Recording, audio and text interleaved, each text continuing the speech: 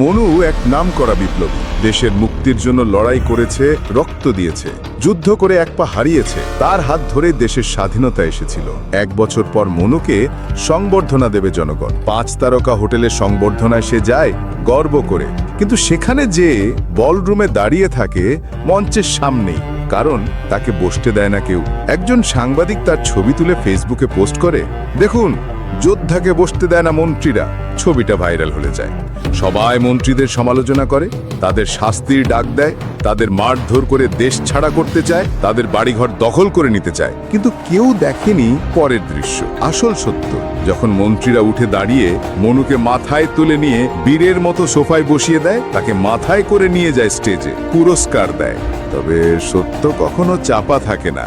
এই খবর জানাজানি হলে সবাই সেই ভুয়া সাংবাদিককে ধরে। তারা ধরে তাকে মাইর দেয়, বলে চোখে দেখো না পুরো গল্প, ছবি দেখে বিচার করো কেন।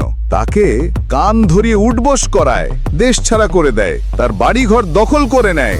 ওইদিকে এক পায়ে দাঁড়িয়ে মনু হেসে বলে, ছবি তো ধরেছে কিন্তু গল্পটা পুরোটা ধরেনি।